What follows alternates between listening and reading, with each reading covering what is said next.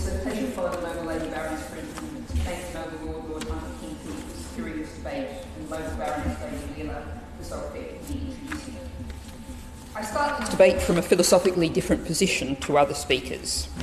What we in the UK, what the world's needs, is not just, or even primarily, the most effective, efficient pharmaceutical research and development.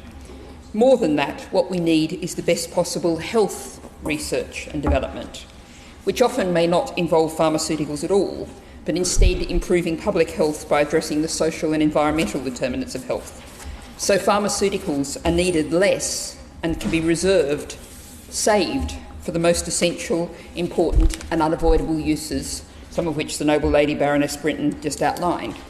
The Noble Lord Goodlad just focused on dementia, but of course there is huge amounts of increasing research that shows addressing issues like diet, exercise, air pollution can have a tremendous impact on reducing the impact of dementia, and we mustn't forget that focus. We are now living in the age of shocks. We've already had one pandemic shock in COVID-19, still continuing, both in the spread of the SARS-CoV-2 virus and the huge and little understood impacts of long COVID. And we know that others threaten, including the avian flu virus that's cutting such a dreadful swathe through our wild bird populations and the factory farming systems that incubated it. So were I to be wording this question, I'd rather ask how the UK most effectively contributes to global health, of which pharmaceutical research, with our current academic and industry frames, we are certainly an important part. But some of our roles should surely be promoting and supporting research and development of pharmaceuticals in the global south to strengthen systems there. But I will restrain myself from venturing off into the disgraceful strait of ODA assistance funding, although I will directly ask the Minister what assessment the Government has conducted on the dangers of the UK failing to deliver the support that others are to the Global Fund, given the assessment that the UK's current plans could put over 700,000 lives at risk and lead to over 17 million new infections across the 3 diseases it covers. What I will focus on specifically is influenced by an issue that many may have seen highlighted last week in the New Statesman in an interview with Dame Sally Davies, the first female Chief Medical Officer of England. That interview focused on antimicrobial resistance, on which Dame Sally said, and I quote, "I do wonder how long I have to go on pushing this. Have I failed? Well, I haven't succeeded, have I? Or we wouldn't be still sat here." Close quote. And I have to warn the committee that this is something I'm planning on pushing hard on in the coming months, with the assistance of 2 brilliant senior interns, Jules Jandre and Emily Stevenson, whose work is supported by the British Society for Antimicrobial Chemotherapy. So how is this relevant to pharmaceutical research in the UK? Well, we need to be providing, as a rich nation with a well-developed health system, a framework for drug development and purchase that acknowledges the need not just to look at the immediate impact of a treatment on a patient, but its full impact on public and environmental health. How biodegradable is a drug? What is its ecotoxicity? What will be the complete impacts of its development, manufacture and use? The Environment Agency has just started providing funding to a new research group looking at the impact of biocides and cross-resistance. But that's starting at the other end, after the damage has been done.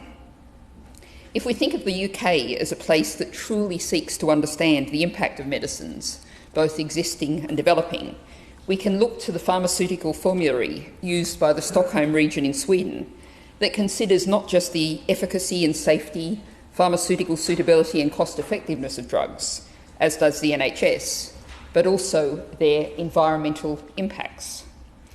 A question for the Noble Lord the Minister: should not the UK, to provide world-leading research and treatment, be operating on the same basis? I turn now to some specific questions, of which I've given prior notice, about the environment for research, development and use of drugs, particularly relating to the Government's approach to the European Commission's Water Framework Directive, which sets out a watch list of priority substances.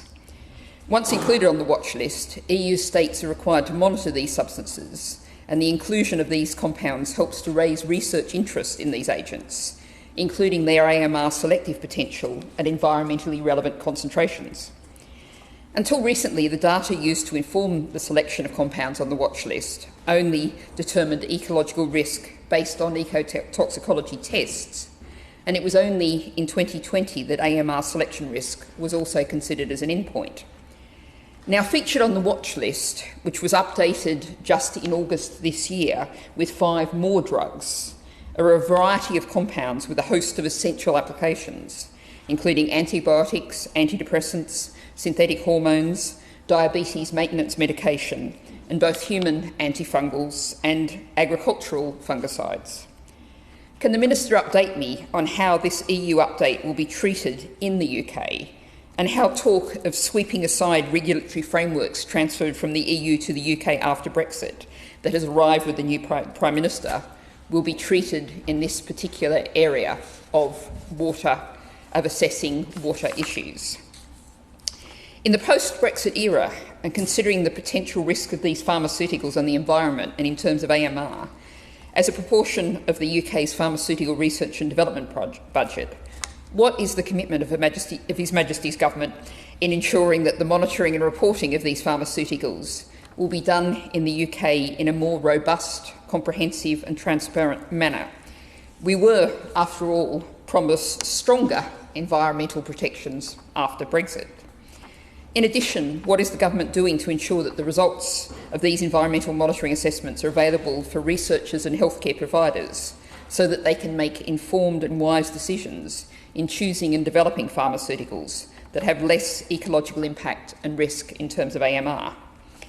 Now, back in your Lordship's House, a number of people in this committee will remember that one of the first votes I called was a result of sheer exasperation at the Government's failure to take seriously in the Medicines and Medical Devices Act, as it is now, the environmental, particularly AMR risks of human medicines, to mirror the terminology in the bill used for veterinary medicines. The Minister today has the opportunity to reassure me that with even more concerning scientific research in this area since, that the Government is now taking this seriously.